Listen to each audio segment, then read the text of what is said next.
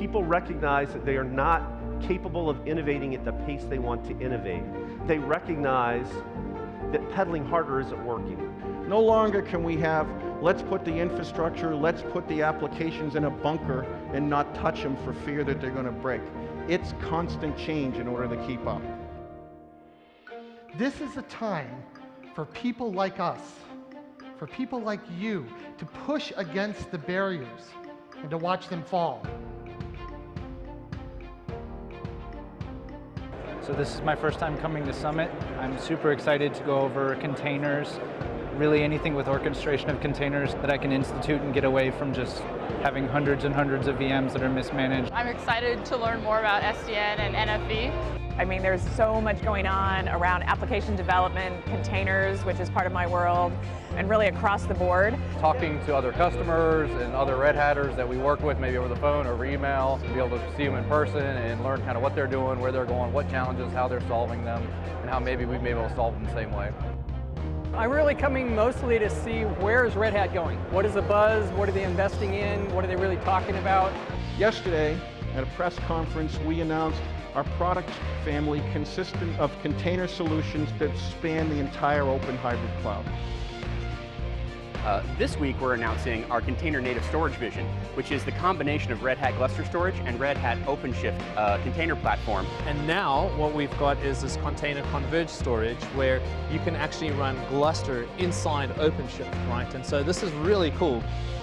I go to other conferences as well, but Red Hat is the only one where you go and you meet smart developers, and they don't hesitate in sharing. Because it's good for humans. We have this innate nature to want to learn from each other. I want to teach you everything that I'm passionate about, and I want you to teach me something as well. The InMove will enable kids in hospital to explore the outside world by using the robot as their personal avatar. We're gathered here on stage today to join two people in marriage the Red Hat way.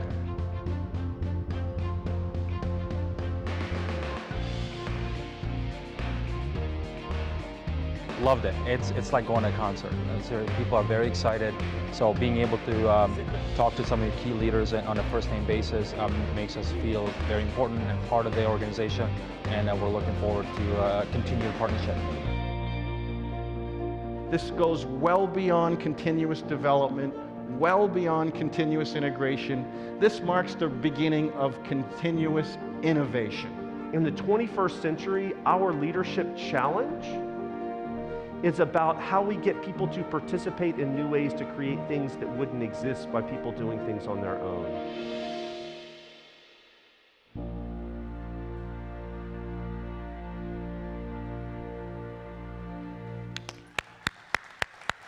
Awesome recap of how we've experienced open source these last few days. Would you agree? Absolutely, absolutely.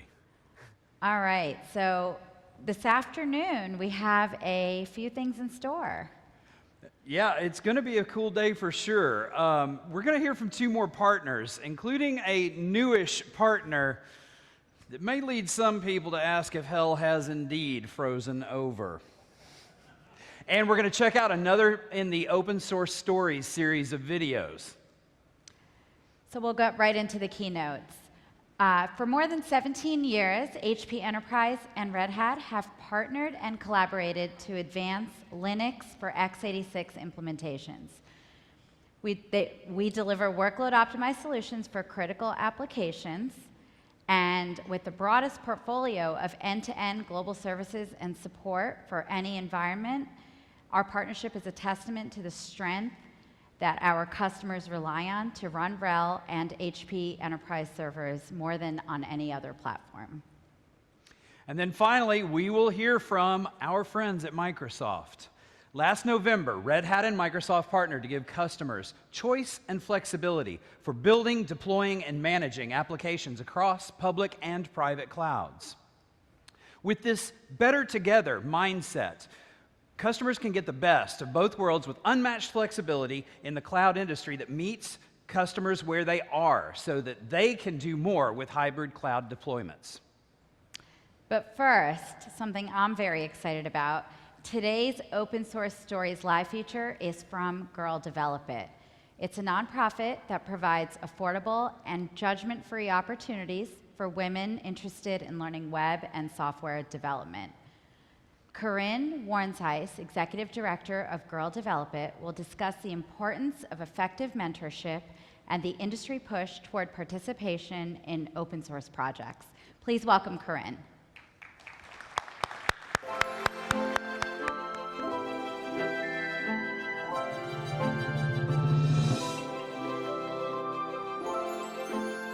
Please welcome Girl Develop It Executive Director Corinne Warnshuis.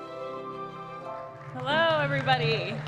Thank you so much. Thanks for coming. I'm so excited to be here to close out the Red Hat Summit with you today and tell you a little bit more about Girl Develop It. First, I want to give a shout out. Did anybody do the run yesterday, the 5K?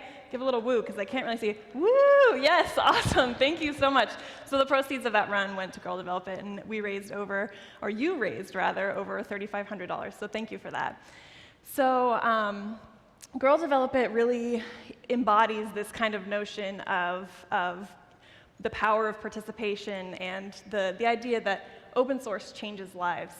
And so our mission, as they just said, is to provide women with opportunities to learn web and software development. And we really do this through these in-person classes. We were founded in New York in 2010, 6 years ago today, actually, June 30th, 2010. And we've been running these in-person classes across the country ever since. And so after that single sold-out class in 2010, we're now in 54 cities across the country, and we have 67,000 members. So these are women from diverse backgrounds who are coming to take our classes for a variety of reasons, whether they're entrepreneurs and want to start a business, whether they just want to do a hobby project, or whether they're just interested in leveling up some skills. And our chapters in these cities are led by some incredible leaders, so they're industry-leading technologists and really wonderful leaders in their cities, helping bring women together to learn. And we couldn't do it without our amazing instructors. So we have instructors who are professionals, who are spending their nights and weekends with us to help women learn to code. And they're currently teaching about 1,000 students per month. So those students are learning HTML and CSS, they're learning JavaScript, they're learning Python, Ruby, WordPress, you name it. And so we're really committed to cultivating a welcoming environment and kind of breaking down barriers for women to feel comfortable in learning technology. And so that means that in our classroom there are no stupid questions. We try to avoid using jargon because it can be a little intimidating when somebody throws a bunch of acronyms at you that you don't understand. And while we're open to all genders and identities, we really try to create the space where we can focus on women who've largely been left out of technology education. And our classes aim to kind of invert the ratio and make women the majority so that they have no fear of asking questions or being a beginner in this space. And in our classrooms, you know, we have students supporting one another. We have a teacher at the front of the class who's kind of leading the students in instruction, but we've built in this network of support where there's TAs all around, kind of jumping in to seeing if anybody needs help. And so throughout our history, we've been committed to open source. And that means that all of our curriculum is open source. It's all on GitHub. It's free to fork, download, and reuse as you wish. And that curriculum is actually built by our teachers and iterated on and improved each class we teach.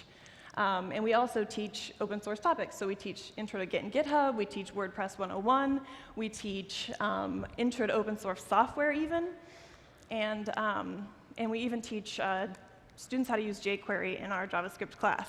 But what we found was that our students wanted more. So over the past couple years, we've been teaching these topics, and our students were like, I want to get involved in contributing to an open source project, or I'm going for a job, and every job that I'm going to is asking, what projects have you worked on? Prove to me that you know how to build something.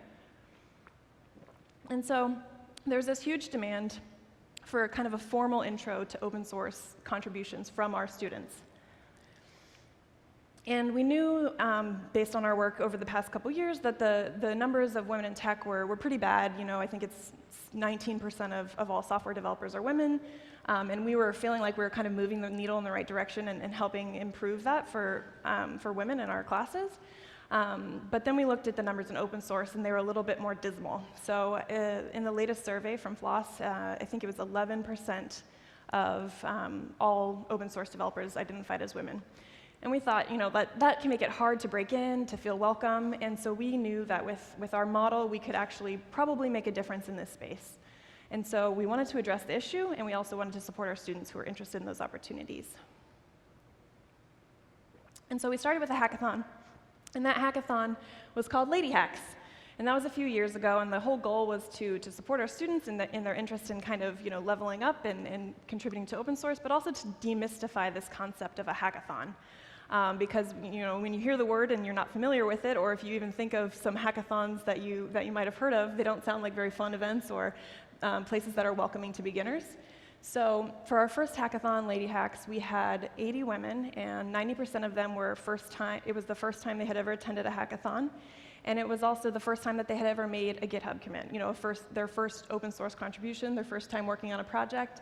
And one of those women that I want to highlight is this woman here in the striped shirt. And so this is Leslie Birch. She's a videographer from Philly who attended the very first Lady Hacks a few years ago in March. And by April, after having completed a project and worked with a team and made some open source contributions, she felt confident enough, and she had one hackathon under her belt.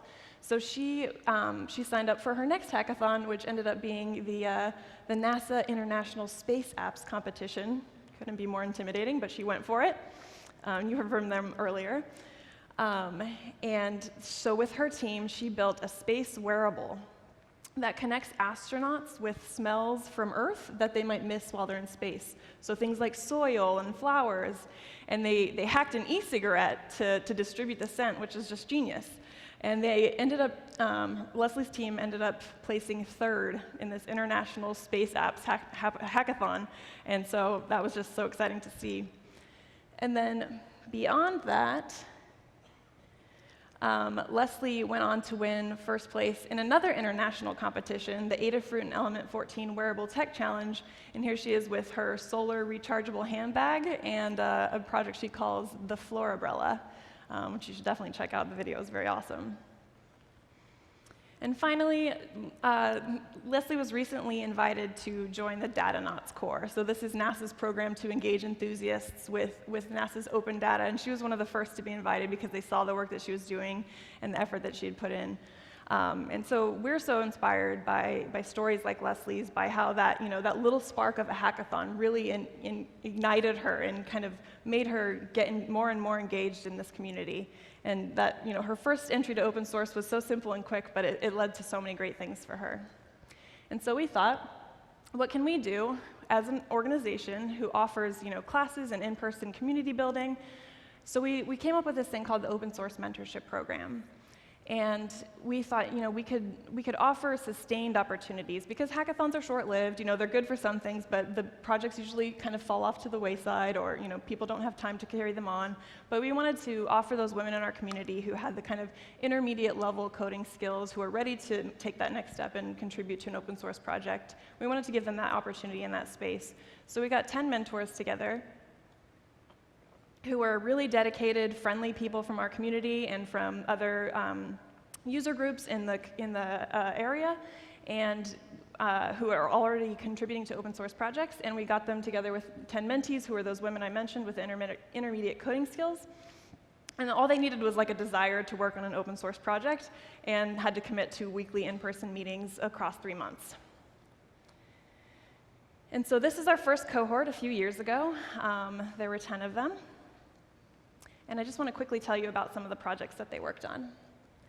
So one of them was called Unlock Philly, and this was a mapping project that shows wheelchair-accessible transit stops in Philadelphia and nearby restaurants that are also accessible, and shops. And it also gives you an alert if there's a broken elevator, which can be a very difficult thing to deal with if you're in a wheelchair. And they also created this really eye-opening visualization that shows kind of where the historically troubled school district of Philadelphia's budget goes, so where their money's going. And this one actually got a lot of media attention, which was exciting for our mentees. Others worked on Philly Open Health, which was a project that tried to increase access to and availability of already public health data for Philadelphians and surrounding areas. And then others still worked on large, recognizable open source projects like OpenTreeMap. And so this is our fellows, our mentees on their final day, and they not only made progress on projects, but they really gained confidence and gained kind of, their entry into open source.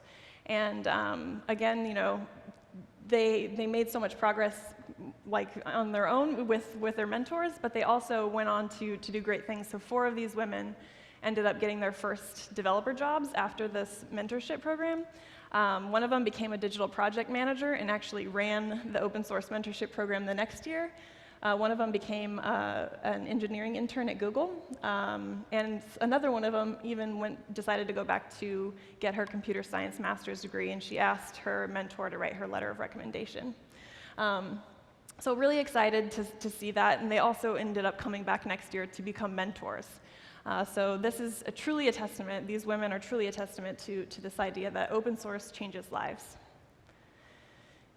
And we really want to scale this program. That's 10 people. So okay, only 10 people, no big deal. But it's actually, we have 54 chapters. We have 67,000 members. We can scale this really easily. So if you do 10 mentees in all of our chapters, that's 5,400 women in 3 months contributing to open source that weren't before. And so that's our goal. That's what we want to do, and we need your help. So please get involved, become a teacher, find your local GDI chapter, girldevelopit.com. Be a mentor and support our work, through donations from yourself or from your companies, you can also just spread the word. Just tell everyone you know, tell your friends and family and colleagues, and please get involved and come and meet us afterward in the Open Source Stories Theater. Thanks.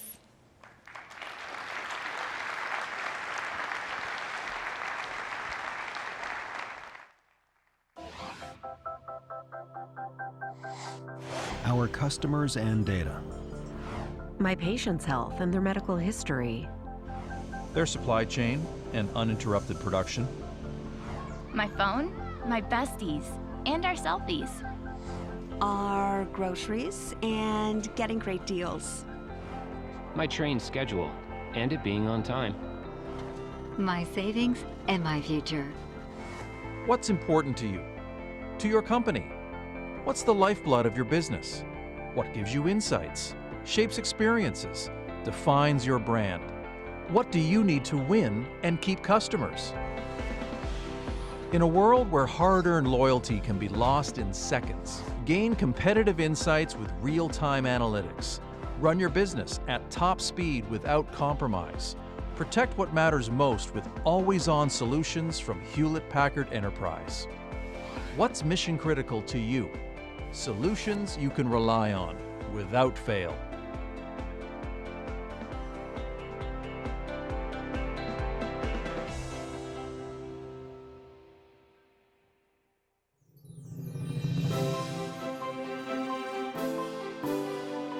Please welcome HPE Vice President and General Manager of Mission Critical Systems, Randy Meyer.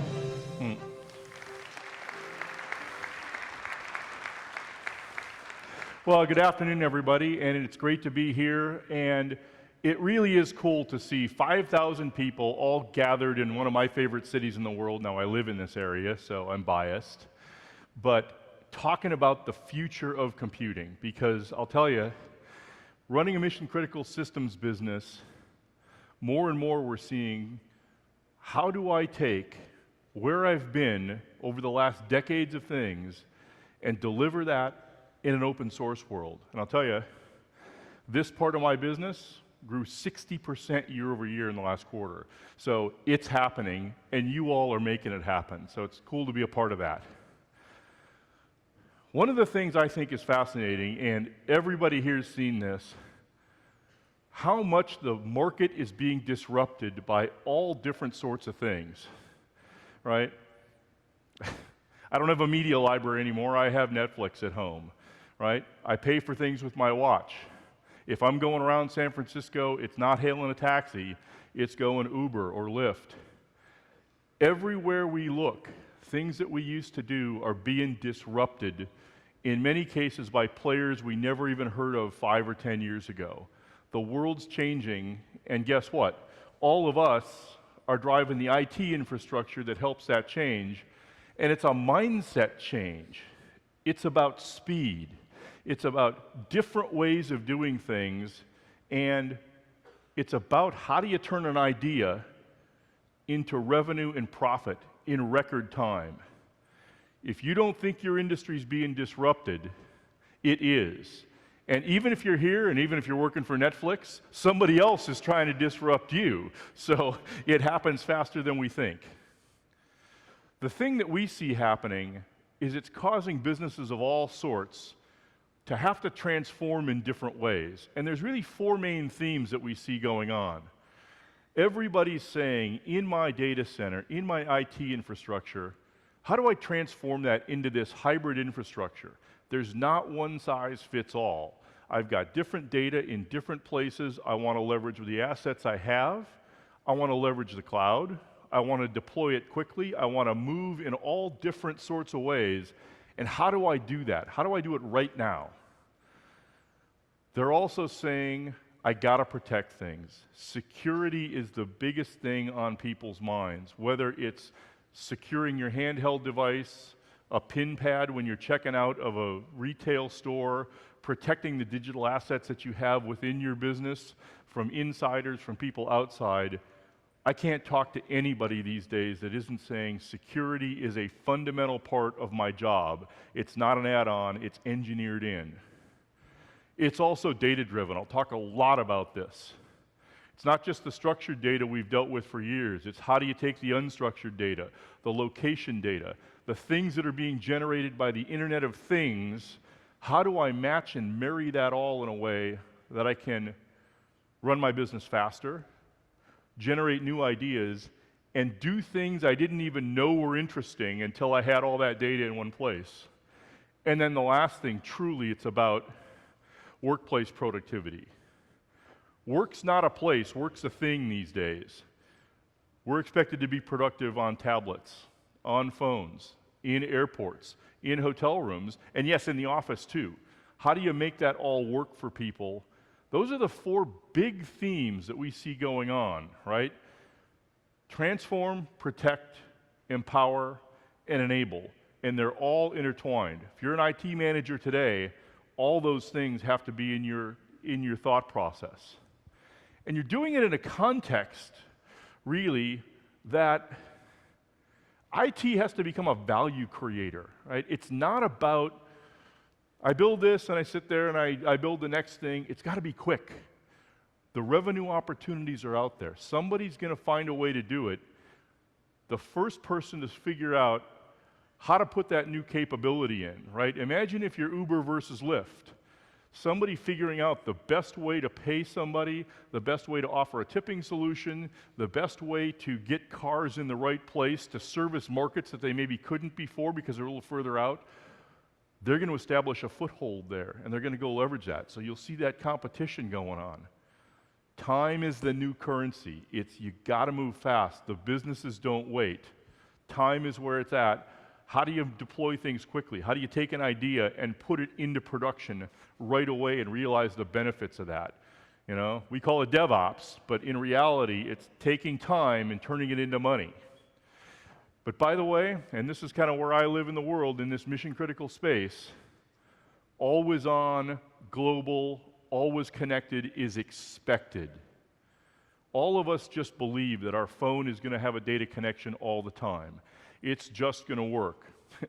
Earlier today, we had a little rehearsal in here and then went to have lunch before the session started and didn't know where the place was.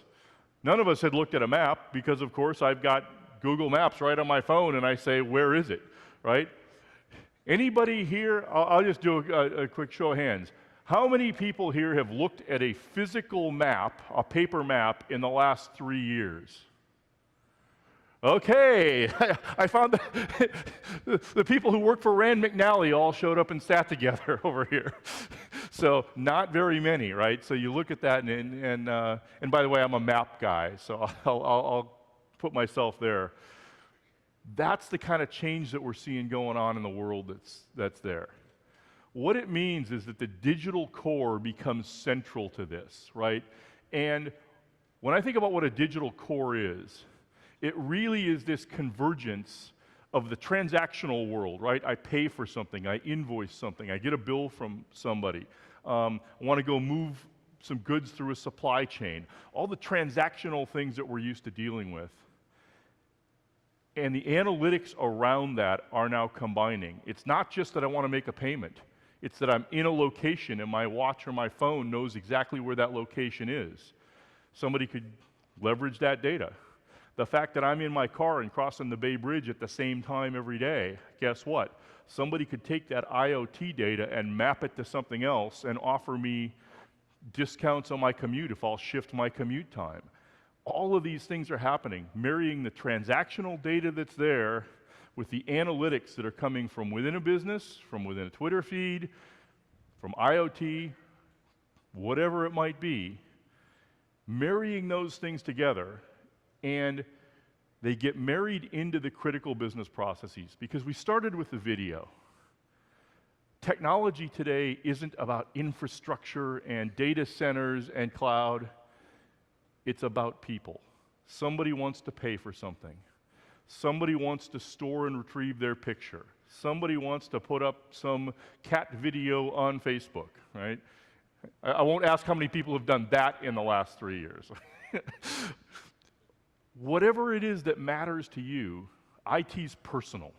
It's about getting something done. It's about getting it done now. That's a critical business process. If you're trying to serve that, it's got to be always on. It's got to work. It's got to be real time.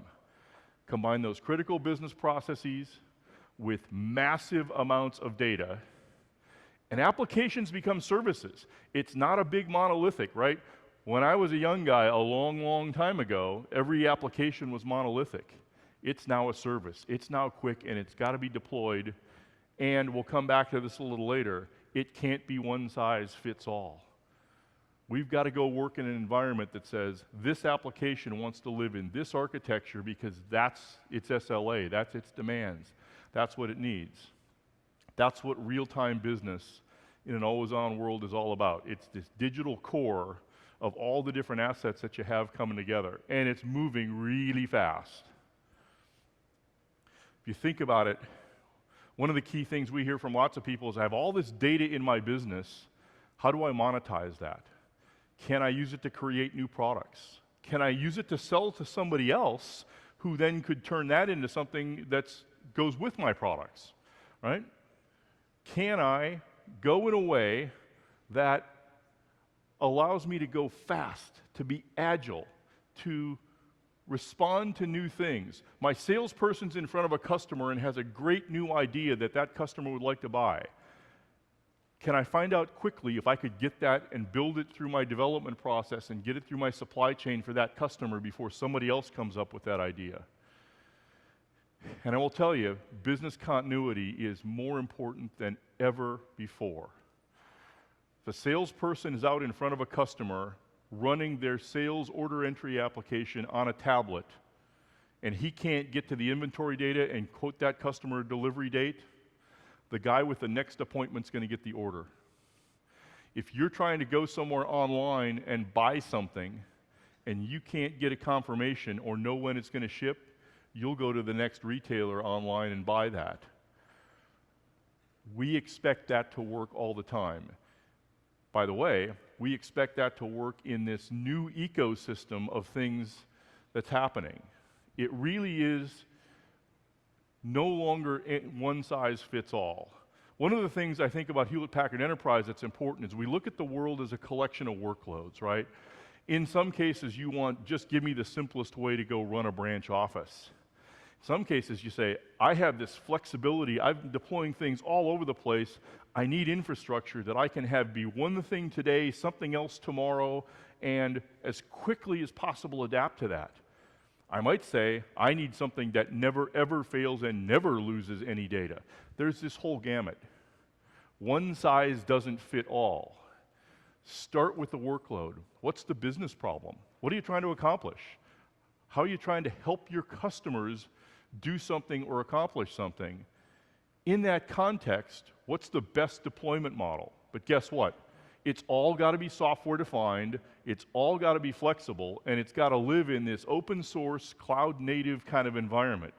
It's huge for us, right? We've just made huge announcements with Ansible. Docker, right? Docker is going to be one of these cool things when you look at what's going on. I've even Dockerized my Unix business. Believe it or not, there's going to be people that want to go leverage those kinds of capabilities for their existing infrastructure. OpenStack, huge opportunity, and as a company, we want to be the infrastructure people that work across this entire environment.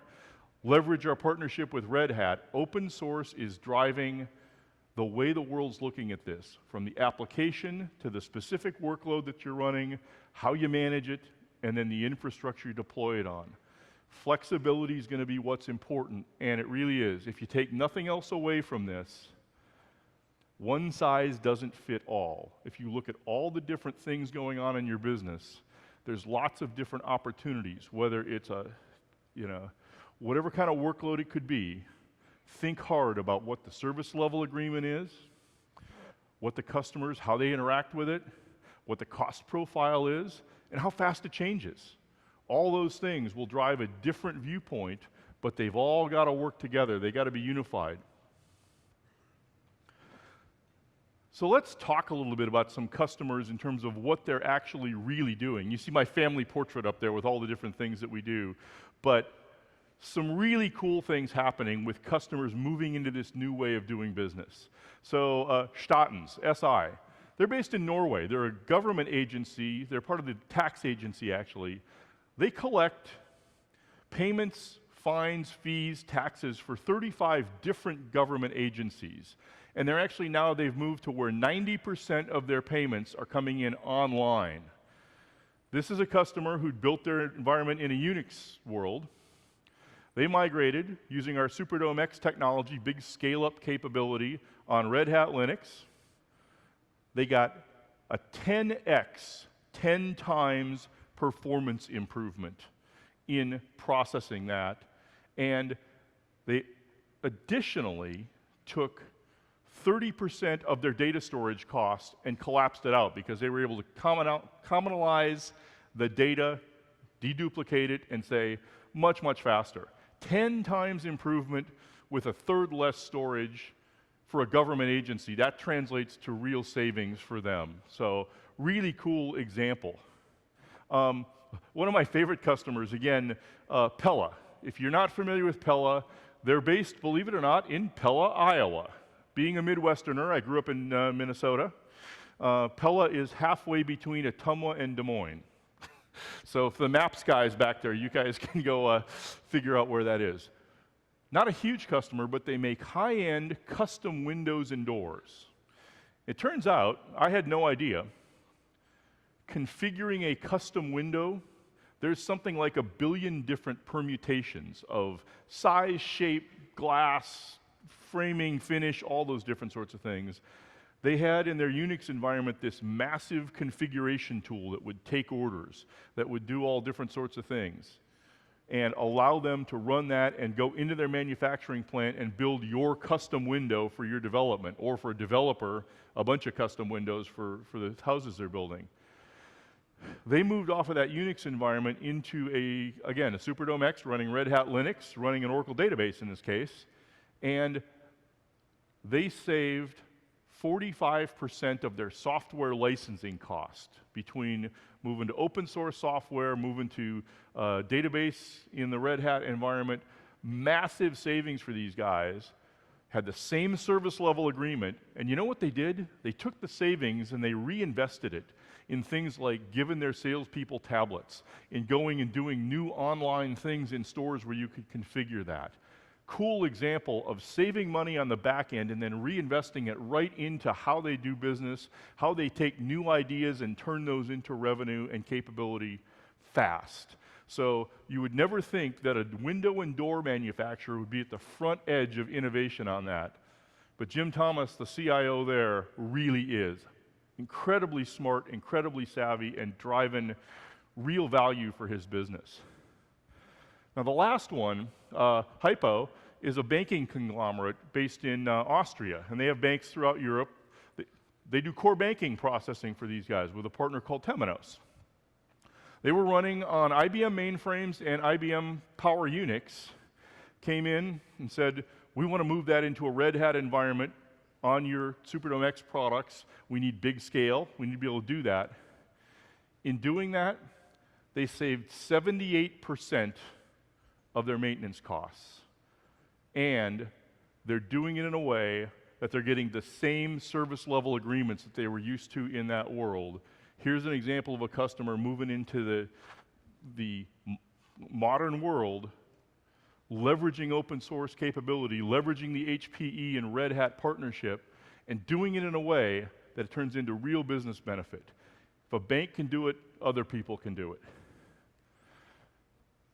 Two examples of how we see the world changing. This is the current model where we see a lot of customers talking to us around, okay, I got my business processing on one side, and then I feed my analytics, and I go do analysis on this, and people have built applications like this for years, and okay, it's out there, how do I deal with all of that? One of the key trends that's going on, everything's moving into memory. The ability to put things into memory, the ability to have persistent memory, the ability to collapse that says, we're going to watch business processing, analytics, share the same data. It's 30 times faster. Getting it in where I can go do the capability that I have offline and do that against the online data, I make better decisions. I make real-time decisions, and I'm going to reinvent how a lot of my business processes work. This isn't possible without leveraging the power of the architecture and infrastructure things we can do with the things that Red Hat has done to make Linux more powerful, more capable, more scalable, and more resilient. It's a partnership. We got to work together to make that happen. By the way, we see that same thing happening in the data center infrastructure. People have lots of assets in their data center today, and they're saying, how do I unlock this? How do I unlock the value of the database services that are there? How do I leverage open source software, OpenStack? How do I take that? And by the way, I also want to have it be able to connect to things that are going to live in the public cloud, right? And you'll hear in a few minutes from our friends at Microsoft, the things that they're doing and having that go back and forth. This is the development model. We're starting to see more and more. I've got assets. I want to leverage what I have. I want to deliver on my service level agreements, and many new things are going to be living out in the public cloud. How do I marry those? Walk away with knowing that the partnership between Red Hat, between HPE, the people we have who know how to do this, it's happening now, and it's moving faster than you can imagine. As I said, this is one of the areas that we're seeing that truly is the fastest growth in the business that we've got. So as I finish up my time here, I really want to thank everybody for being here. Hopefully have a great time at the party tonight. Enjoy San Francisco if you're not from here. It's fabulous to be a part of this revolution that's going on. We're watching the world change. We're watching things go at light speed, and it really is. It's about accelerating the possibilities and changing how we think about what's possible and how fast we can get there. So thank you very much. Enjoy the rest of the afternoon.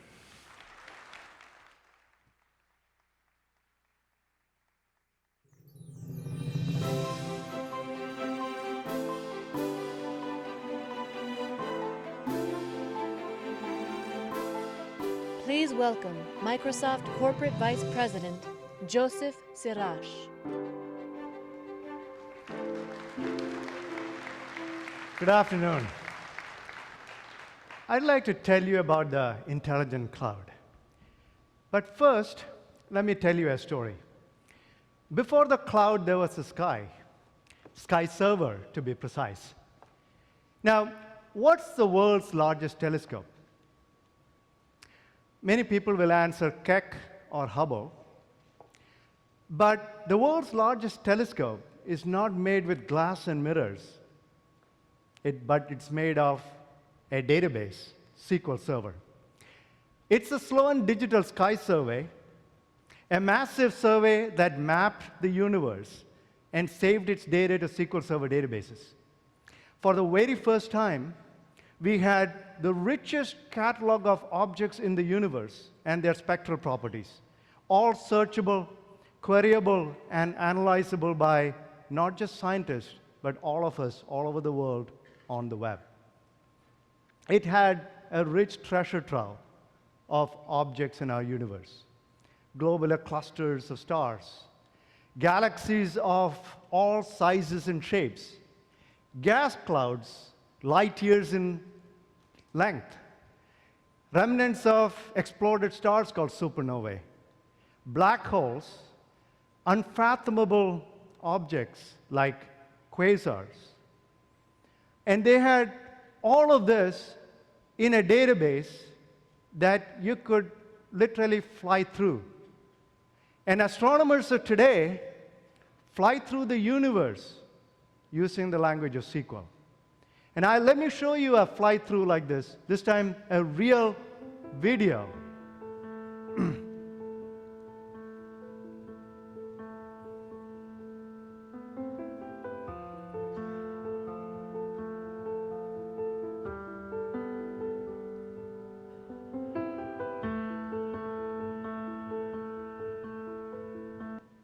That was not made by Hollywood. That's from the Sloan Digital Sky Survey, and everything that you saw in there was a real object in the universe somewhere. Now, SQL Server was at the heart of it all.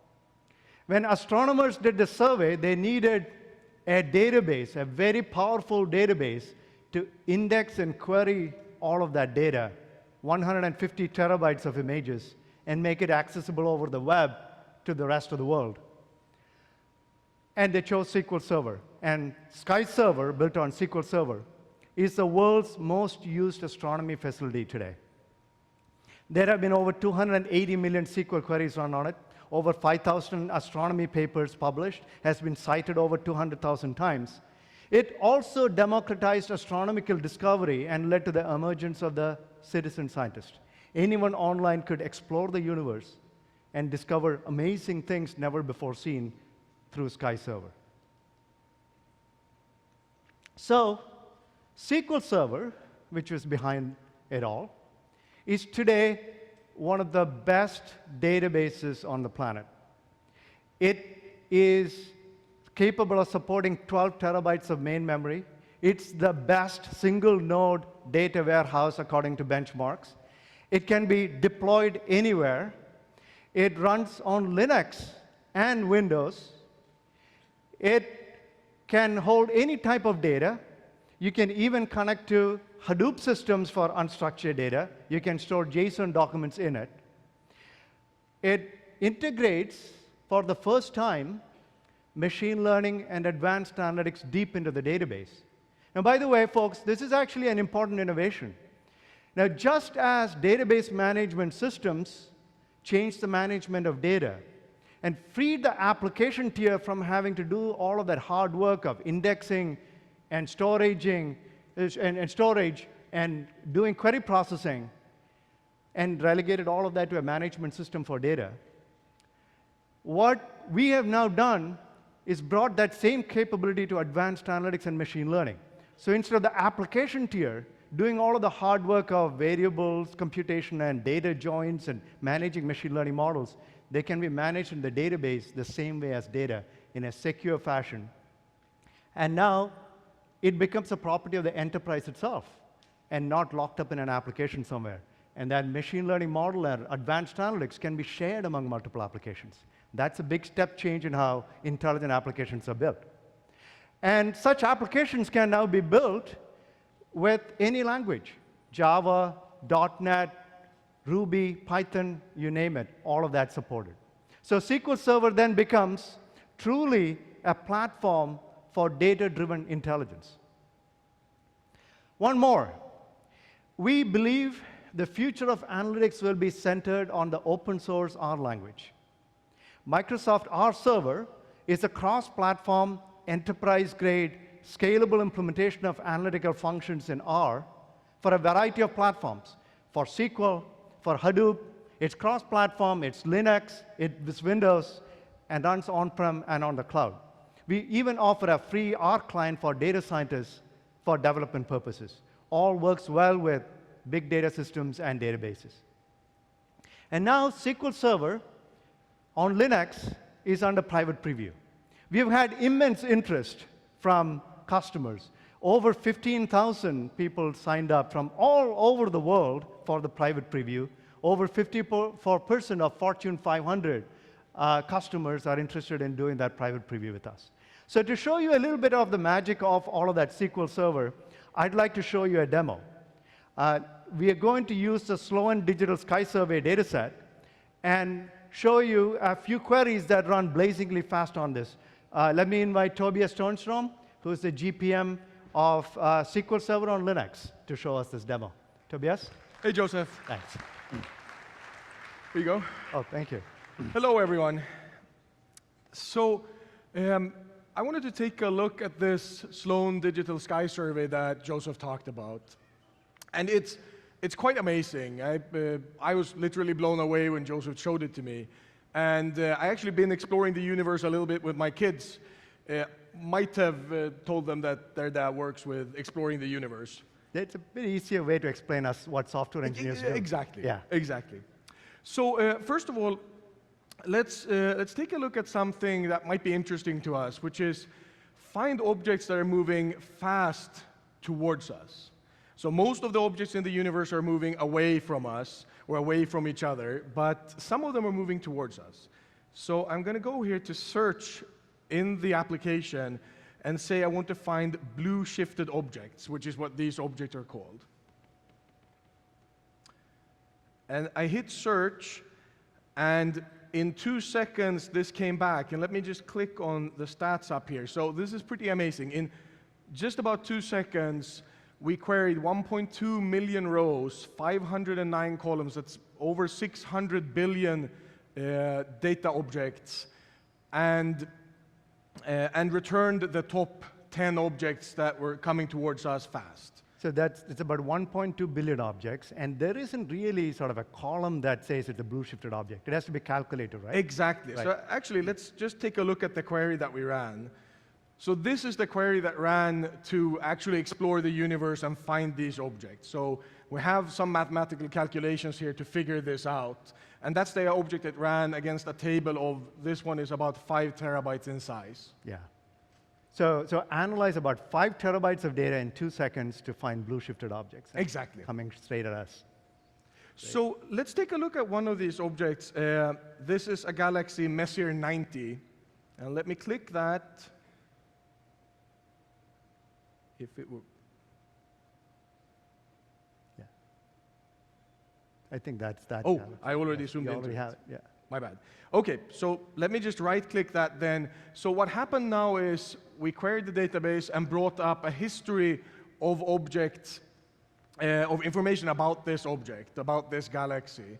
And so I can click on, for example, this one here, and it shows me the information about this particular instance of information about this galaxy. Now, if you look at this location column to the right, you see some of these objects look kind of like a server, and some of them look like a cloud. And this means that some of the data is actually stored in the database on premises, and the data that's marked with a cloud, those particular rows are stored in the cloud in Azure. So it's the same database, sort of partly on-premise, partly on the cloud, and the application doesn't have to change. Exactly. Still query. Exactly. It's this single table is stretched, as we call it, between on-premises and cloud. But the application just sends the same query to SQL Server, and then SQL Server's Query Optimizer figures out if it should send a query to Azure or not. So if I click here, I send the query to SQL Server, it just queries locally. And if I click this one, so it took a little bit more time, but then it actually sent the query off from SQL Server to the cloud and brought the data back. That's great. So let's take a look at something else which is interesting. So apparently there is this problem in the universe that there is a ton of stuff out there, just an amazing number of objects. And what astronomers want to do is they want to classify galaxies so that you know if it's a spiral galaxy or some other type of galaxy. And the way people have typically done this is that astronomers and citizen scientists look at the picture of the galaxy as well as certain attributes and then basically classify it. But the problem here is that there's so many objects that basically crowdsourcing doesn't really work. Yeah, it's a few 100 billion objects, so... Exactly, you know, just a few 100 billion. Yeah. So by having R integrated into SQL Server, we can actually use the power of a trained model that's trained based on classification done by users and use that model to classify the galaxies without any other use than actual R. So before I do this, let's just take a look at the query that I'll run. So here you can see it's a regular SQL Server stored procedure, but I say here, please execute this external script, which is an R script, that grabs a list of unclassified galaxies, passes it to R, uses the model that's stored inside SQL Server to classify these galaxies, and return the classified objects back to the application. And from the application's perspective, it's just like running any query. It doesn't have to know that it's actually accessing some other language, such as R, in this case. So I'll say I'm going to use a random forest algorithm to classify, and there we see in about 2 seconds, I classified close to 2,000 objects. And we can just group them, so we see here star, elliptical, and spiral galaxies. That's beautiful. So imagine for a second, instead of galaxies, you had customer data, and you were doing customer segmentation. You could do those machine learning inside of the database and get results like this. Absolutely. Okay. So, Tobias, can we install SQL Server on Red Hat Linux? Absolutely. So you can build an application like this on Red Hat Linux using SQL Server. So let's take a look here. I have a terminal here connected to a Red Hat Enterprise Linux server. And I'm just going to run yum install MS SQL Server. And so when we did this, we obviously want the experience to be exactly what you would expect on Red Hat Enterprise Linux. And we want it to be basically native to the natives. So whatever you would expect on Linux, that's the experience you'll get. So now we just installed SQL Server on Linux. Now the next step is to configure SQL Server to basically set the SA password. So I'll have to accept the license agreement. Ooh. You have to do sudo.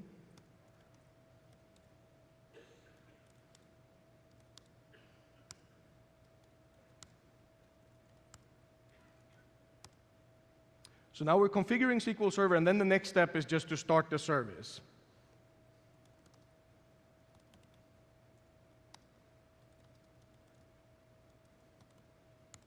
So now it's started, and then let me connect.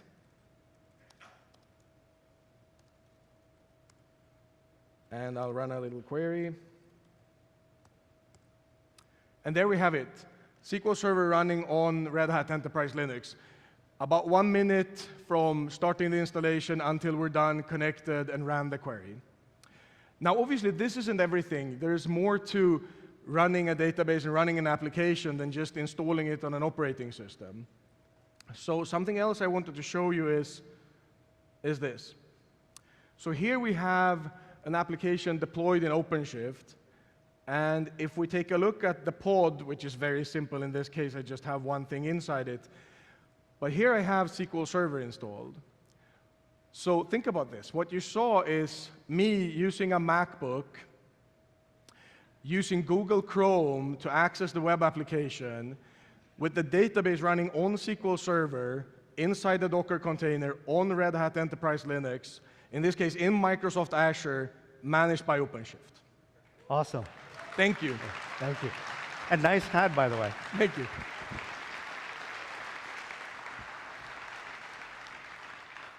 So Microsoft loves Linux. And we have a number of announcements today. So we have OpenShift. We have support for it. It makes it simple to deploy Red Hat's OpenShift on Red Hat Enterprise Linux on Azure. We are announcing the GA of .NET Core 1.0 and ASP.NET Core 1.0 today, and .NET Core 1.0 support on Red Hat Linux. And we have RHEL also supported in Azure China. And you know what? Over half of all of the VMs today in Azure run, or 1/3 of all VMs in Azure today run Linux. And I also want to tell you a little bit about the scale of Azure, the cloud. It's truly sort of a hyperscale cloud in all of those regions across the globe. There are 32 regions supported by Azure around the world, more than any other major cloud provider. It's also an open cloud. It supports any language. It supports any data. It supports any operating system for any device. And you see all of those applications and platforms that run on that cloud. And it's also the most trusted cloud. About 41 certifications and attestations. That's actually more than Amazon Web Services. And it's also the most comprehensive cloud. This is a table from Gartner talking about the wealth of different things that we support and the emphasis that Microsoft Azure has on these comprehensive features of the modern cloud. So now let me tell you a little bit about the vision of where we are going with all of this. So our vision is of innovation along 3 axes. The axis of the cloud, the axis of data, and the axis of intelligence. So with innovation along the cloud, our goal is to support every platform any developer wants on the cloud, and support in infrastructure as a service, platforms as a service, and software as a service to make development of applications as agile and as fast and as simple as possible for the developer. On the dimension of data, we innovate across the entire spectrum, from relational databases like SQL Server, to NoSQL databases like DocumentDB, to data lakes for analytics, to intelligence and operational analytics in memory, and making all of that secure and trusted and as close to real time as possible. And then finally, the dimension of intelligence, which is perhaps one of the most exciting ones today. Whether it be streaming analytics for real-time intelligence, or our server for deep advanced analytics, or machine learning and cognitive APIs for really advanced intelligence, all of that is also supported on the cloud, either as fully managed services or as hosted APIs in the cloud. And we believe the future of enterprises are going to be at the corner of that cube, all in the cloud, using all of the power of the different database platforms and leveraging all of that intelligence to have the intelligent enterprise of the future. So when you surround all of that with open data, with open source, with open competitions hosted in the cloud, and open science, then you get a platform for the future in which every enterprise can build their own future. Let me tell you about a platform, a suite that we have. So we bring all of this, cloud, data, and intelligence together in Microsoft's Cortana Intelligence Suite. It packages over 14 cloud services to help you build intelligent applications. It has components for information management, for big data and data warehousing, for Hadoop and machine learning, for visualization, even a framework for building chatbots, a bot framework. And it's all integrated with Cortana, the personal digital assistant. So imagine then the simplicity of having all of this power as fully managed services in one cloud, so you can very easily glue these things together into powerful applications. And when you have such platforms and an open cloud, it also opens up a number of other possibilities, such as harnessing the great power of crowdsourcing. Here's an example. So we are hosting a machine learning competition today. It is based on data from the Gates Foundation on women's health. This is a machine learning competition to predict the probability of health risks, such as HIV infections, in poor, undeveloped parts of the world for women. And what's great about this competition, the way it's hosted, is it's all in the cloud. The data is open. You can use the platforms right there in the cloud to build those predictive applications, and you can actually deploy web services live that can go into an application that somebody can use in the world to make the lives of those women better. All of you can participate. Just go to that URL. It's an opportunity to make an unreasonable difference to people with algorithms, with cloud, and data. And let me share one other really interesting aspect as well. Today, on the cloud, there is a wealth of intelligent APIs. They may be for face detection, for speech recognition, translation, OCR, sentiment analysis. There are about 35 different ones. And what's powerful about it is it's all hosted APIs that developers can very easily glue together into some extremely powerful intelligent applications. The best way for me to show that to you is through a real application. Let me play a video.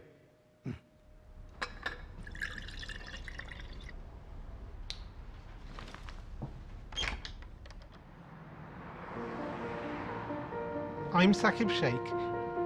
I lost my sight when I was 7, and shortly after that I went to a school for the blind, and that's where I was introduced to talking computers, and that really opened up a whole new world of opportunities. I joined Microsoft 10 years ago as a software engineer. I love making things which improve people's lives, and one of the things I've always dreamt of since I was at university was this idea of something that could tell you at any moment what's going on around you. I think it's a man jumping in the air doing a trick on a skateboard. I teamed up with like-minded engineers to make an app which lets you know who and what is around you. It's based on top of the Microsoft Intelligence APIs, which makes it so much easier to make this kind of thing. The app runs on smartphones, but also on the Pivot Head smart glasses. When you're talking to a bigger group, sometimes you can talk and there's no response, and you think, is everyone listening really well, or are they half asleep? And you never know. I see two faces, 40-year-old man with a beard looking surprised, 20-year-old woman looking happy. The app can describe the general age and gender of the people around me and what their emotions are, which is incredible. One of the things that's most useful about the app is the ability to read out text. Hello, good afternoon. Here's your menu. Great, thank you. I can use the app on my phone to take a picture of the menu, and it's going to guide me on how to take that correct photo. Move camera to the bottom right and away from the document. And then it'll recognize the text. Read me the headings. I see appetizers, salads, paninis, pizzas, pastas. Years ago, this was science fiction. I never thought it would be something that you could actually do, but artificial intelligence is improving at an ever faster rate, and I'm really excited to see where we can take this. As engineers, we're always standing on the shoulders of giants, building on top of what went before. And in this case, we've taken years of research from Microsoft Research to pull this off. I think it's a young girl throwing an orange frisbee in the park. For me, it's about taking that far-off dream and building it one step at a time. I think this is just the beginning.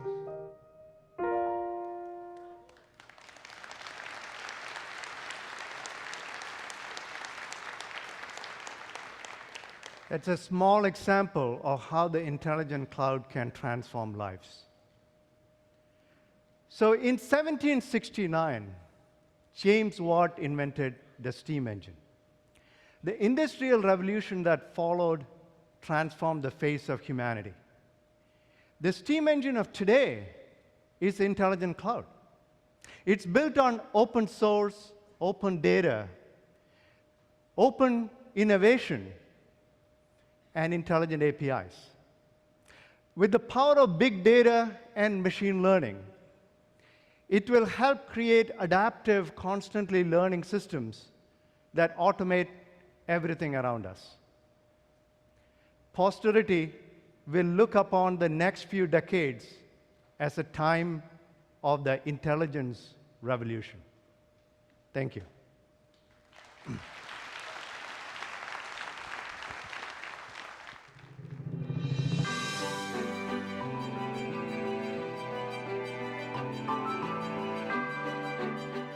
Ladies and gentlemen, please welcome back to the stage your MCs, Thomas Cameron and Shermi Shah.